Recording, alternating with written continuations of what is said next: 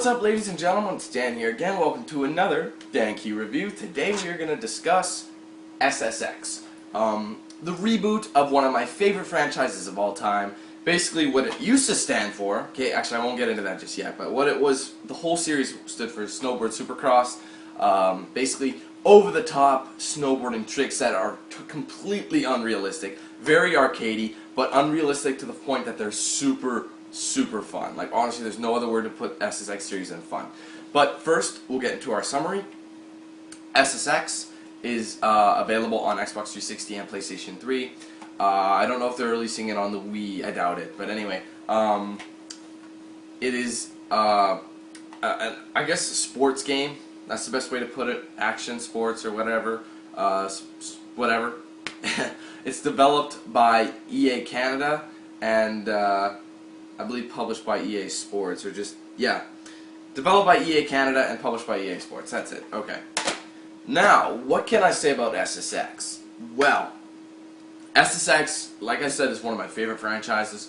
And upon playing this demo, I was hooked like that, you guys. I've never gone back and played the demo multiple times. The gameplay of this game is that good. Now, let's start off as an intro. Well, let's get it from the beginning here. What does the graphical design look like? Pretty good. I'd like to say the graphics are nice. They have detail, but it's meant to be an arcadey style game, so they're not like super realistic, obviously. But the graphics do look good. They look solid, so there's no complaints there. I would like to throw this in right now. Actually, yes, right now I would like to throw it in. Soundtrack, phenomenal. A great soundtrack. Everything suits the whole snowboarding theme. For sure. Honest to God, like especially the SSX theme, definitely a great soundtrack for SSX.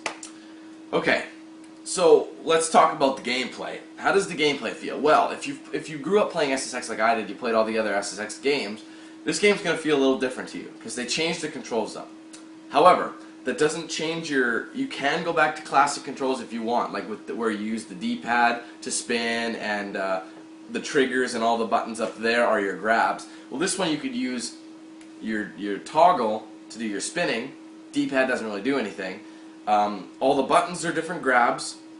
The triggers are tweaks, and you can also use the right thumbstick to do your grabs as well, whatever you're more comfortable with. To be honest, the new controls are a lot easier to go big. Like, honestly, I could feel like a little more, like back then when I was a kid, at first, the SSX controls felt weird at first, but once you got good, you were able to really solidify them. And if they have the same controls now, I'd probably say that the controls are bad for new people, because they are tough to get into, but that's how games were back then. But the controls are really simple. I really liked them. I could combo like ridiculous amounts. I got really good at it. I can combo like crazy. I mean, obviously people are always going to be better than me at it, but it's a game that I was actually pretty damn good at in terms of combos. I can make a huge combo, tricky tricks up to the wazoo. It was insane. So in terms of controls, I'd say it was an improvement, a huge improvement on what it was been. However, you are given the option to go to classic controls if that's what you prefer. So I think that's a cool thing for those people who don't want, oh, I don't want to change it. Well, you don't have to. You can go back to the classic controls if you really want to. Okay, I'm going to put this out there now too. There's a shit ton to do in this game. I mean, there's lots to do in SSX. You have the World Tour mode, which is essentially the story mode of the game, where basically you tackle 9 deadly descents. That was what the game was originally going to be called, SSX Deadly Descents. However, what happened was they decided to drop that name and go classic, you know what I mean? But the deadly descents are still in it, and what that is you go to different mountains across the globe, and you do a select number of races or trick modes, because there's race it and trick it, basically where you race and then you do tricks, a high score, you know what I mean? You do a few of those, you move to a different mountain, because there's like usually 3 mountains, 3 stages if you will, with a race, a trick it, a couple races and trickets, and then you get to the final mountain where you have to do a deadly descent. And a deadly descent could be anything, like things that are basically that are natural formations or whatever that make it difficult. On the hill, for example, the very first one was trees. Tons of trees. You had to avoid them and you'd take damage. Another one, for example, was ice. There's tons of ice and you had to use ice picks to keep your grip on. You had to make it down to the bottom where you just survive these deadly descents. That was the idea, to survive them. And then there was darkness. You know, you had to use a headlamp. You could barely see what you were going. There were big drops, chasms that you would just get you'd have to restart if you fell in, you know, that sort of thing. Avalanches, tons of stuff, like blizzards, you name it, super cold, everything. There's 9 different deadly descents like that, in that manner. Rocks, I could go on forever. Different hazards, that's the best way to put it. Hazards that you have to survive going down the mountain. That was a really cool idea. Nice little story mode. There's also Explore mode, which to me is like classic mode, which is, you go to, there's way more runs in it than the World Tour mode. There's way more race it's, trick it's, more survive modes in each mountain. And each one you have to get a gold, silver, or bronze in, just like the classic SSX gameplay. So you have that as well. Explore mode is good for, it increases the longevity of this game. And also you have something called global events, which is like, it's kind of weird. You have to basically, you choose a Trick It event, any sort of event really, they're customizable by human players. And you can go on there and change up anything you want. You can make it like, say for example, there's a stage that requires you to use a wingsuit, meaning the gaps are so huge that if you do regular jumps, you're probably going to fall to your death. However, some people can make it so that to increase the challenge, no wingsuits allowed, you know, that sort of thing. You could do that, but what you would do is do your best, get your best score, your best time, whatever the case is, and you could walk away from it. Meanwhile, there's a timer on that event, and once the timer reaches 0, you'll get points awarded on what bracket you place in. There's different brackets. There's diamond, platinum, gold, silver, and bronze.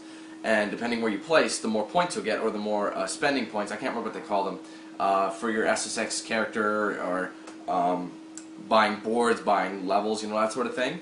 You can always do that, and when the time limit runs out, depending what bracket you're in, if someone beats you, they can bump you down a bracket, or you can beat someone and take their spot in the bracket and you get more points. So it's really cool. I mean, I don't think there's actual live players. I'm pretty sure you're just playing against ghosts, which is something I want to mention. I went super hoser Canadian there. Mansion. We're going to mention. Because we be going down to Beavers and get some goddamn, I don't know, we're going down there, okay? We're going down to do some snowboarding, okay? And we're going to do some of this classic gameplay, eh? You know? You hear what I'm saying? Because we going to do that, okay? So, yeah, I'm just going to be wearing my plaid shirts and, I don't know, be going hunting for some squirrels, you know, that sort of thing. Anyway, I had to do that. I'm sorry. Anyway, so you have that ability, but like I said, the multiplayer could have been huge potential if you could actually play with live players. Like, you create a multiplayer mode where you and like however many other people race, trick simultaneously, like no ghost cam. This game would have been awesome if you had that. I mean, it says it's got multiplayer, but not really. It really doesn't. It says online multiplayer on the back, but it doesn't say how many players, you know what I mean? So it's different online multiplayer. You're basically setting a score, and different people are beating your score as they go, or vice versa, right? So no real multiplayer, which really kind of sucked. What else can we say here? There was a few more I wanted to say. I can't believe I can't really recall. I apologize, guys. I'm sorry. My mind's gone down the gutter. Okay. Let's get into something else here. Something that I might consider a negative. SSX, me being a fan of the franchise, I could jump in and know exactly what's going on, how to play the game, what the idea was, and it'd be awesome. You know, I'd be fine with it, which I was. Certain people may not feel the same way. You know, new people who are like, oh, this just looks like a stupid game. Well, you might think that. And when upon playing, you might be like, wow, this is hard. And you might find it difficult. So I'm going to say it's difficult for new players to the series, because it can be, to grasp what the whole concept of SSX is. And honestly, it is the fact that you're supposed to go ridiculous. Look at Mac. See? Look at him. He's got his foot off the damn board because they use step-ins. And I don't know, man. It's crazy tricks. Which I want to go back to another positive. Creativity in this game is ridiculous. They've expanded on the way the tricky tricks work. There's different levels of tricky now. You have the basic grabs with tweaks and whatnot. Then you have the regular tricky, where you just detach your legs from the board in different ways, and you could tweak them by like maybe spinning the board. So like, look, when you're spinning and flipping, it looks ridiculous. Then you get the regular uber tricky or whatever, where you do the ridiculous tricks we know and love, except you can tweak those as well and spin those as well.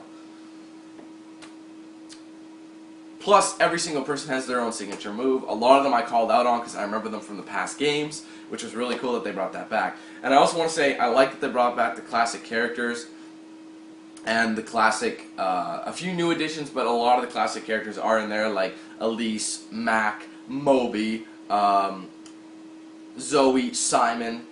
A lot of the originals are in there. Kaori, you know, all the people I knew in SSX, Tricky and whatnot, they're all in there, which is really awesome. So not a whole lot terrible I could say about this game. Everyone's like, wow, this game seems like a waste of money. Well, play it. You'll be like, no, this game is awesome. And in that retrospect, I'm going to give, well, I got to rate SSX, I think. Right now, I think I'm ready to rate it. I even said I was going to rate it before I even finished the modes. I'm going to give SSX an 8.75 out of 10. Phenomenal game. One of the best of the year, in my opinion, so far. If you love SSX, you're going to love this version. Trust me. Even if you don't compete in anything, you can just go down the different mountains and get your best score. Because this is the type of game that you'll keep retrying just to see the crazy tricks you can do. So, that's it for me. 8.75 for SSX. Great game. I recommend you take a look at it. Even if you're not sure, take a look at it and play it for a few hours. You're going to grow to love it. Trust me. So thanks everybody for watching this review. Hope it helped you make a decision. As always, like, comment, and subscribe and favorite if you prefer. If you like, it helps out a lot. So thanks everybody. I appreciate you watching. And I'll see you guys very soon.